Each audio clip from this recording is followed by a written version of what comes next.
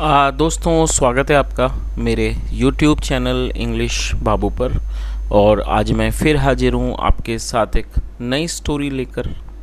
और दोस्तों, आज जो स्टोरी मैं आपके लिए लेकर आया हूँ बहुत ही मज़ेदार कहानी है। कहानी सुनने में आपको मज़ा आएगा। उसके अलावा आज की इस स्टोरी में आपको कुछ नए इंग्लिश के वर्ड मीनिंग सीखने को मिलेंगे, उनकी करेक्ट प्रोनाउंसिएशन के बारे में पता चलेगा। और हमेशा की तरह जो इसका ग्रामर का पार्ट है उसे बिल्कुल डिटेल में कवर करेंगे, तो जो ट्रांसलेशन का प्रोसेस है आप बहुत ही आसानी से सीख पाएंगे।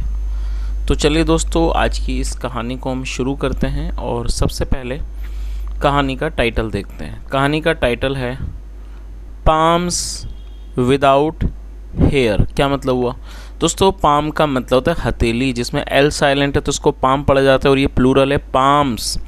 पाम्स विदाउट हेयर मतलब कि बालों के बिना हथेलियाँ। तो दोस्तों, ये आज की इस कहानी का टाइटल है, शीर्षक है। और अब मैं इसे पढ़ना शुरू करता हूँ। आपसे रिक्वेस्ट है आप कहानी को बिल्कुल ध्यान से सुने, और यदि आज की कहानी आपको पसंद आए तो आप लाइक ज़रूर करें। तो चलिए इसको शुरू करते हैं। Krishnadeva Raya was very fond of Tenali Raman. क्या मतलब हुआ दोस्तों? ये जो वाक्य है ये एक सिंपल पास्ट का वाक्य है। सिंपल पास्ट का मतलब होता है जब हम पास्ट में कोई ऐसा वाक्य बनाते हैं जहाँ पर वॉज या वर्ब का प्रयोग हेल्पिंग ऑफ के रूप में किया जाता है और साथ में नाउन या एडजेक्टिव को लेकर वाक्य बनाते हैं। इस तरह के वाक्यों में कभी भी वर्ब का प्रयोग नहीं किया जाता है। फॉन्ड ऑफ का मतलब होता है किसी चीज़ का शौकीन होना, किसी चीज़ को बहुत ज़्यादा पसंद करना। तो क्या अर्थ हुआ? Krishnadeva Raya was very fond of Tenali Raman, मतलब कृष्णदेव राय तेनाली रमन के बहुत ज़्यादा शौकीन थे, मतलब उन्हें तेनाली रमन बहुत पसंद थे। द विकट कवि had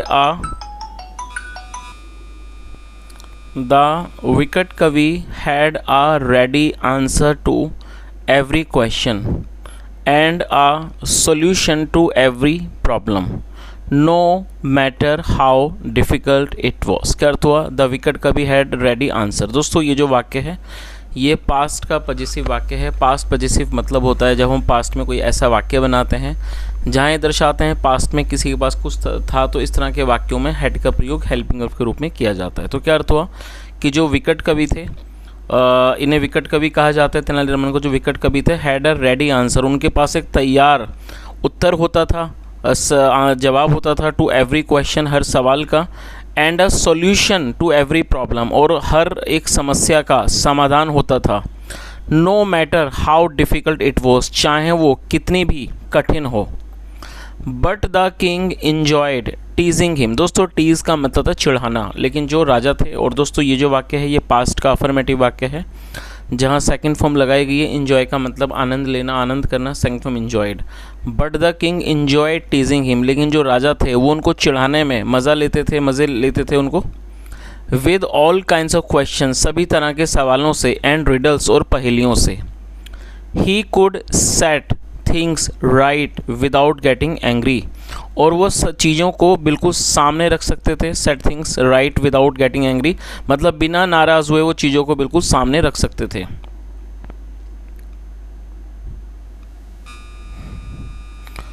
and he manage to make most people laugh to.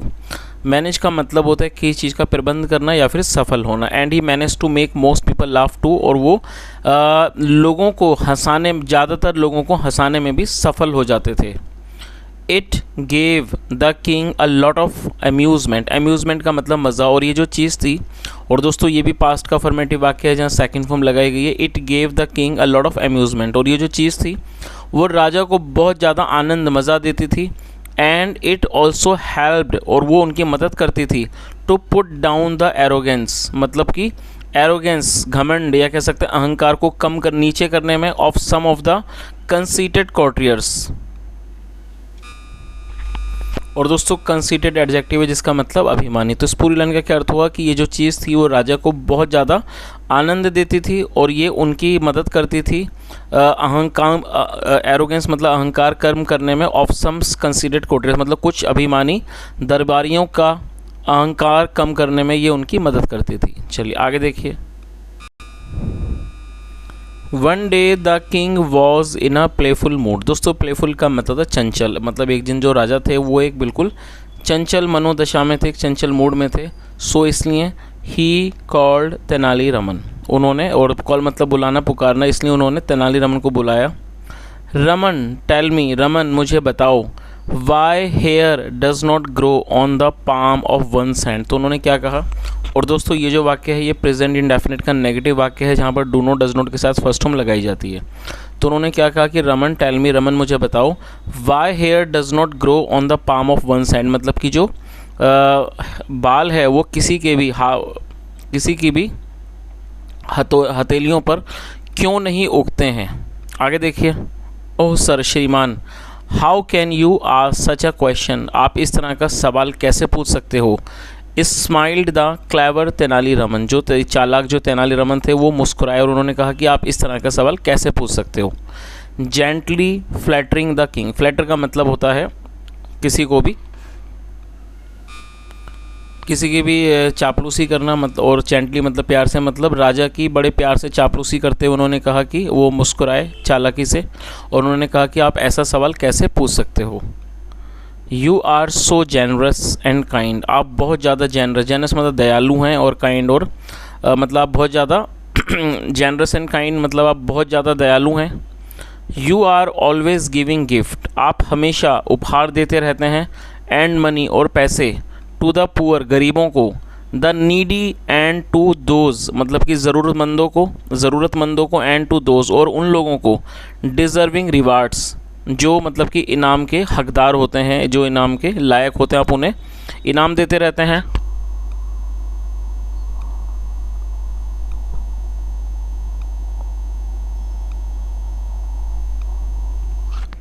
Your hands are always busy, जो आपके हाथ हैं वो हमेशा ही बिजी होते हैं, व्यस्त होते हैं। विथ सच गुड डीड्स मतलब इन अच्छे कामों से, डीड मतलब अच्छे कार्य, गुड डीड्स अच्छे कार्य, मतलब आपके जो हाथ हैं वो हमेशा ही इन अच्छे कामों में व्यस्त होते हैं। How can there be any opportunity, और कैसे कोई भी अवसर हो सकता है, फॉर हेयर टू ग्रो मतलब बालों को कोई भी अवसर कैसे मिल सकता है उगने का, ऑन योर पाम्स आपकी हथेलियों पर। But what about your palms, लेकिन आपकी हथेलियों का क्या। Why do they not have any hair then मतलब कि उन पर कोई भी बाल क्यों नहीं है फिर। परसिस्टेड द किंग मतलब राजा ने फिर वही सवाल पूछा। परसिस्ट मतलब किसी बात को दोबारा पूछना, दोबारा करना। राजा ने फिर वही सवाल दोबारा पूछा।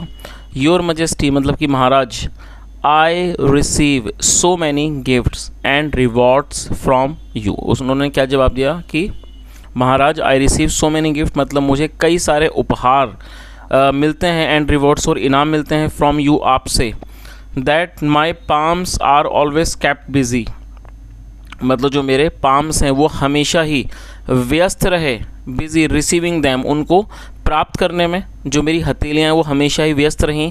Where is the chance for them उनके पास कहाँ मौका था, टू हैव एनी टाइम मतलब कुछ भी समय का, in order to grow hair मतलब कि बालों को बढ़ने के लिए, बालों को निकलने के लिए, उगने के लिए उनके पास कोई भी मौका कहाँ था। सेड तेनाली रमन क्विकली तेनाली रमन ने जल्दी से कहा। That still does not explain why the courtiers don't have any hair on their palms। दोस्तों still का मतलब होता है अभी भी या फिर भी। तो उन्होंने आगे क्या कहा कि that still does not explain मतलब ये जो बात जो चीज़ है तो वो still does not explain ये अभी भी उस चीज़ को explain नहीं करता, नहीं समझाता। why the courtiers don't have any hair on their palms की जो दरबारी हैं उनकी हथेलियों पर बाल क्यों नहीं हैं। Raman, how do you explain that आप इस चीज़ को कैसे समझाते हो या कैसे समझाओगे। सेट द किंग राजा ने कहा। होपिंग मतलब उम्मीद करते हुए, टू ट्रिक चाल खेलने का। तेनाली रमन दिस टाइम मतलब इस उम्मीद से कि वो तेनाली रामन को ट्रिक कर देंगे, मतलब उनके साथ कोई चाल खेल जाएंगे, इस उम्मीद से इस चीज़ की आशा करते हुए उन्होंने तेनालीराम से कहा। चलिए आगे देखिए। बट तेनाली रमन न्यू, और दोस्तों ये जो वाक्य है ये भी पास्ट का अफर्मेटिव वाक्य है जहाँ वर्ब की सेकंड फॉर्म का यूज़ किया जाता है। नो मतलब जानना, second form new. But Tenali Raman new लेकिन तेनाली रमन जानते थे। What the king would ask next कि जो राजा जो है वो अगला सवाल क्या पूछेंगे। And was ready with his reply और वो अपने जवाब के साथ तैयार थे। सर श्रीमान, you are so kind to me. तो उन्होंने क्या कहा कि you are so kind to me, मतलब आप मेरे प्रति बहुत ज़्यादा दयालु हैं, ऑलवेज हमेशा, that it has made them jealous, और ये जो चीज़ है इसने उनको इससे उनको मतलब कि जलन होती है, हैज़ मेड देम जेलस मतलब इस चीज़ ने उनको जलन करवाई है। When they see you giving me so many gifts, when they see you, और दोस्तों दे का मतलब होता है वे या फिर वे लोग, जब सब्जेक्ट में एक से ज़्यादा लोग शामिल होते हैं तो वहाँ दे का यूज़ किया जाता है। उन्होंने आगे क्या कहा, when they see you giving me so many gifts, मतलब वो जब वो देखते हैं, जब वो आपको देखते हैं, गिविंग मी सो मैनी गिफ्ट्स, कई सारे उपहार मतलब मुझे देते हुए जब वो आपको देखते हैं, एंड रिवॉर्ड्स और इनाम, दे रब देयर हैंड्स, रब का मतलब होता है रगड़ना, दे रब देयर हैंड्स, वो अपने हाथों को रगड़ते हैं, इन एंगर गुस्से में, क्रोध में, एंड एनवी और जलन से। तो उन्होंने क्या जवाब दिया कि जब वो लोग आपको देखते हैं कि आप मुझे इतने सारे उपहार और इनाम देते हो, तो they rub their hands in anger and envy, वो जलन और ईर्ष्या से, गुस्से से वो अपने हाथों को रगड़ते हैं।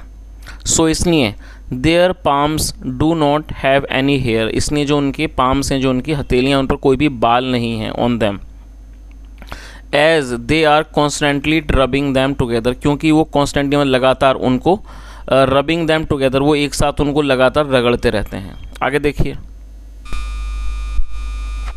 The king was delighted with Tenali Raman wit. दोस्तों यहाँ रमन के बाद एपिस्ट्रोफी एस है, जिसका अर्थ होता है का, की, के।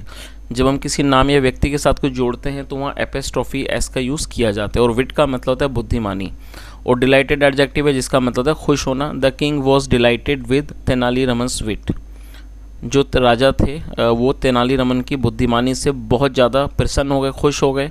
एंड बर्स्ट आउट लाफिंग, और वो खिलखिलाकर हंस पड़े, ज़ोर ज़ोर से हंस पड़े। मीनवाइल, इस दौरान, द कोर्टियर्स, जो दरबारी थे, स्वेलोड, स्वेलो का अंदर निगलना, सेगनो स्वेलेड, जो दरबारी थे वो निगल गए, देयर एंगर, अपने गुस्से को, एंड जेलेसी, और अपनी जलन को, क्वाइटली, खामोशी से। तो इस पूरी लाइन का क्या अर्थ हुआ कि जो राजा थे वो बहुत ज़्यादा खुश हुए तेनालीरामन की बुद्धिमानी से, और वो खिलखिलाकर हंस पड़े। इस दौरान meanwhile the courtiers swallowed their anger and jealousy, और इस दौरान जो दरबारी थे उन्होंने अपनी जलन और अपने गुस्से को, क्रोध को, क्वाइटली, खामोशी से उन्होंने निगल लिया। मटरिंग, बड़बड़ाते हुए, अंडर देयर ब्रीथ, अपनी सांसों के नीचे, बट अनेबल टू रिटॉर्ट, लेकिन उस चीज़ का कोई जवाब मतलब वो ना दे पाने में असमर्थ होते हुए। रिटॉर्ट का मतलब किसी बात का मुंह तोड़ जवाब देना। तो दोस्तों ये आज की एक छोटी सी कहानी थी। यदि कहानी अच्छी लगी हो, मेरा पढ़ाने का प्रयास भी अच्छा लगा हो, तो आपसे रिक्वेस्ट है आप इस वीडियो को ज़रूर लाइक करें, शेयर करें, चैनल को भी सब्सक्राइब करें, और यदि आपका कोई सुझाव हो तो कमेंट में ज़रूर बताएं। यहाँ तक सुनने के लिए thank you so much. Have a nice day and bye.